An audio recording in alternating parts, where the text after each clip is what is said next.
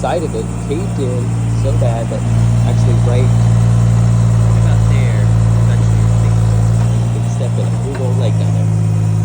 They needed a replacement. The workers put them out here in Jacksonville FL.